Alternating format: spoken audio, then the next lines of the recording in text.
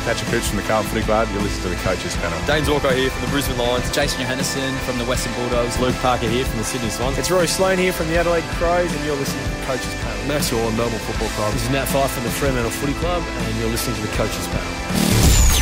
Hello, it's MJ from the Coaches Panel. Number 20 in the 50 most relevant. And maybe because there's been some recent news on the injury front, you might think I've made a mistake, and it wouldn't be the first mistake I've made ever in my life. Stop laughing, our guest. Hello, Jimmy, how are you? I'm good, MJ. I thought you were about to reference your kids at one point there. Oh, don't do that. I'm going back-to-back with injury-affected players at the moment. Jack, Stephen, into Mitch Hibberd. Whoever's number 19, look out. I'm coming after you. No, look, even though he's suffering from a meniscus-related injury and he's on the rehab trials and trails of life, still think he's pretty relevant for us, and a large chunk of it is because of his price point. As a midfielder, just the 23 years old, nothing to talk about in terms of stats from a fantasy perspective at the elite level last year. It's because he was not on an AFL club, but he is going to set you back just under 115,000 in SuperCoach. That's cheap. Just under 200,000 in AFL Fantasy and just a touch under 150k in AFL DreamTeam. And Jimmy, it's the second chance he was kind of hoping for after spending some time on the North Melbourne list and only playing a handful of games. Adrian Dodoro called his name out in the rookie draft, and he looks like he's heading off to Essendon and might be a fix into that midfield structure for them. Well, that's the key thing with him, isn't it? Essendon has identified, as we all have for many years, and they finally woke up to themselves at the club there and worked out that, hey, we could use an inside mid here. And much as Hibberd had been drafted to North and played his career there as that sort of rebounding half-back type, he spent last year at Williams playing as a genuine inside mid and averaged pretty well from it, from a Dream Team perspective. Some reasonable numbers and some good promise there. So if he does get that opportunity, and by all accounts he's been promised it, injury notwithstanding, he could offer us a little bit of something, especially at that price. Yeah, we talk about that Essendon midfield for years, pretty much since Joe Watson called it quits. The club have been crying out for someone that's going to win the ball in and under. Shiel, Heppel, and Merritt, perfectly fine players, but none of them strike you as the inside bull that they've required. Langford's tried, but not really quite come on to being like that. It's why I thought like a Sam Powell-Pepper would have been a perfect target for them, or a player like that stature in the preseason. But now they've got a guy that's capable of running through there. You talk about at North Melbourne, he was that running halfback. He still kept that running ability, but he moved as a bit of an in and outside midfielder at Williamstown last year. 10 goals in the VFL, 24 disposals, 6 tackles a game across those 20 games in the VFL. He topped it off winning a spot in the VFL Team of the Year, and from a fantasy perspective, in AFL Fantasy, averaged 99 last year in the VFL and 128 in SuperCoach. It's not bad. And Adrian Dodoro, who called out his name in the rookie draft, said this about Mitch Hibberd. He said that throughout the whole preseason and draft period, we've been looking for a ready-made inside midfielder, and we believe we found one in Mitch. We believe he's going to have an impact on the side immediately. Look, which is all well and good. That's all good. You can't trust much that Dodoro says, but I guess on face value, that's somewhat promising. That's all we've got to go by right now, Jimmy. But it's not a heap. In the 4 games he played in the AFL for North Melbourne, there's not a lot to talk about. One of them was injury impacted. And then 2 of the 3, he was playing really not even as a running defender, but as a lockdown defender. The only game we got to see any kind of fantasy promise from him was where he rotated between the mids and the forwards in round 16 in 2017 against the Dockers. It was an 87 in Dream Team and Fantasy, 74 in SuperCoach. There's not much data. There's not much there, but it's a sign that at least he's shown he can score, albeit one game. But when we are talking about cash cows, and that's what he is, under 200,000 in all of the formats, we are talking about a player who's had some AFL experience, is a mature body, And given the list profile of Essendon, I'm keen on your take, Jimmy, but you generally don't recruit a player like Hibberd when you're in finals contention unless you genuinely think... Sorry, I shouldn't laugh at that. Sorry, I'm trying to be positive in the preseason. But because they haven't had much top-end talent in the draft the past few years, it's because of the Dylan Shield trade. They've decided to attack the State League, and you don't go and pick a guy that's 23 like that unless you think he's fighting for a best 22 spot. Well, that's the thing. I think they'll give him that opportunity to prove his worth. And that injury, as you mentioned off the cap there, is come at the worst possible time for him. Totally. He's now only just going to be training again. He might just sneak into the last of the March games, but you'd think more likely he's going to be playing VFL again the first couple of weeks of the season, and he'll have to then earn his spot on the list from there. So, if and that being the case, if he is good enough, then good luck to him. But it means that we've got ourselves potentially a very nice downgrade option, just as those first couple of cows are starting to need culling. And that's one of the really important skills of fantasy footy across the year, is being able to locate the correct cash cow, both from a scoring potential and from a job security perspective, and make the correct timing of trades. And we're going to get to round one, and we're going to have no problem filling our list of 30 players. There's going to be no problem with that. Even if you feel like you're having to compromise a little bit on the cows that you want, or pay a little bit extra so that you've got 30 players, or 29 if you're throwing away your rucks, for a rolling lockout option or something like that. We're not going to have problems finishing our sides with full players. Knowing we've got a cow down the line, that's almost better for us, isn't it? Yeah, super handy. And as you say, in the back half of the year, every year we say, we'll be fine. We'll have, plenty of bench cover. Everything will be great. You get to round 16, you've burnt through most of your trades, and you're struggling to decide between one kid or another for your sixth mid. And it's, having a guy like him that you can keep in the pocket, pick up a little bit later in the season, all going well, is going to be a very handy thing for us.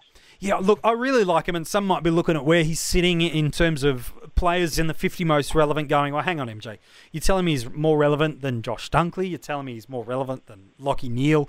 You're telling me he's more relevant than Michael Walters? Well, yeah, I kind of am, because he's one of the few cash cows at this point in time.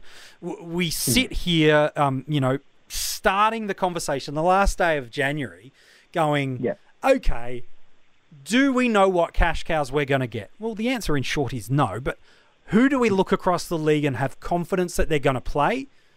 He, for me, looks like he's in that Essendon Best 22 as soon as he's fit and firing, and I'd almost prefer him not to be named round one. Let's get a couple of games into him in the VFL. Let's not rush him through the Marsh pre-season. Let's get him in at round 4-5 would be perfect to debut, so that by about round 6, we've had 3 or 4 price rises, and all of a sudden, maybe you're going for a Noah Anderson and he's topped out. Maybe, for whatever reason, the Lions move away from Robertson. You've got this guy to build in. Cash cows are one of the most, if not the most important thing to get right at times during the year. 100%. But with all of that said, too, if they do name him round 1, I'm picking him. Yeah. Oh, yeah. Absolutely. So I think from that point of view, he's very relevant. And the thing with that, too, and you kind of hinted on it, is that players like Dunkley or even others that are coming higher up in this list, they are highly relevant, but you could also, there's an argument for picking 10 other players that aren't Dunkley. In that line, yeah. Absolutely. So, there's absolutely nothing wrong with a midfield that doesn't include Dunkley.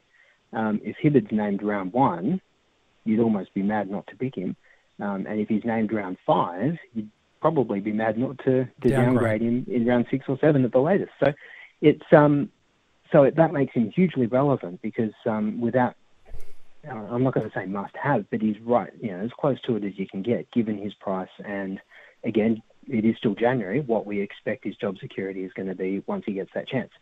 The thing I do want to touch on as far as his job security goes too, though, is that he's not the only mature body that Essendon recruited with that inside mid role in mind. And so the other player we really need to monitor over the pre-season to assess where Hibbert's going to end up when he is fit is Jacob Townsend. Yeah, it's a good point. Yep, the former Tiger started his journey in as a midfielder at GWS, morphed into like a pressure forward during the first of the two premiership years for the Tigers. Hero, thank you. Yeah, yes. no, I'm getting to that, mate. I've got no problem saying that. And then just couldn't get himself into the side over the past year or two with any frequency, but it was a real strong anchor in the VFL for him in the midfield. Yeah, and he was a very much that inside bull midfielder again in the Richmond VFL team too. So if he's coming in fit and strong and he gets that first round opportunity, A, he needs to be probably considered as well as an option. Sure. And B, we then need to work out when is Hibberd going to get his opportunity.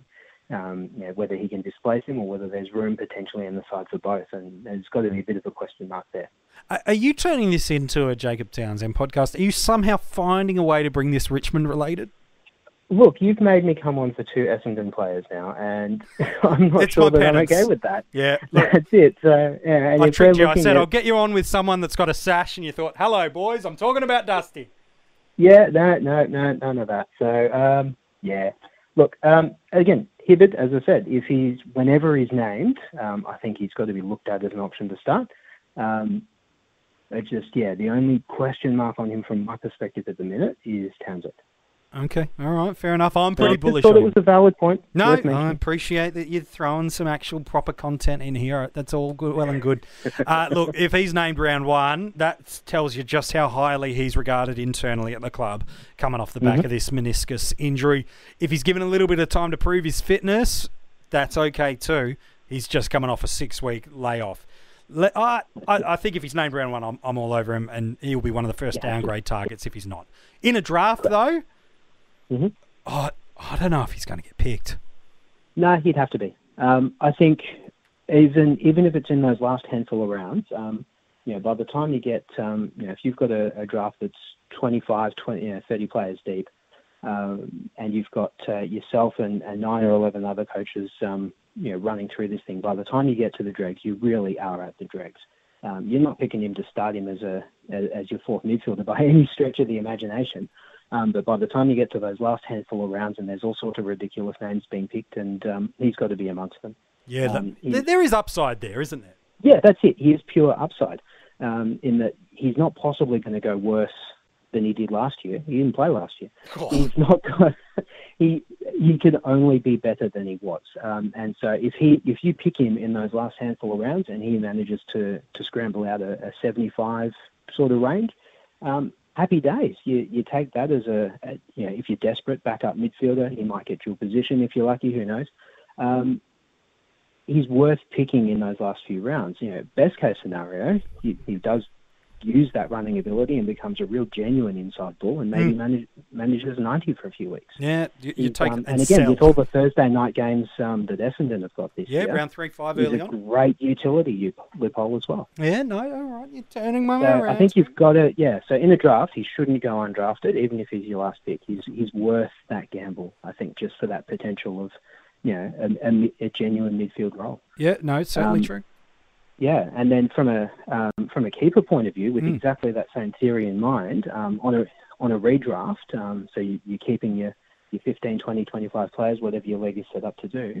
There's about half a dozen kids this year that have been drafted as 18-year-olds that, Rowell and Anderson and whatnot, that are clearly going to get picked in those first handful of picks. No doubt. Come end of late first round even, and into the second and third, if you reckon he's got half a chance at doing okay, or if you've got a couple of mad Essendon supporters in your league, why not pick him?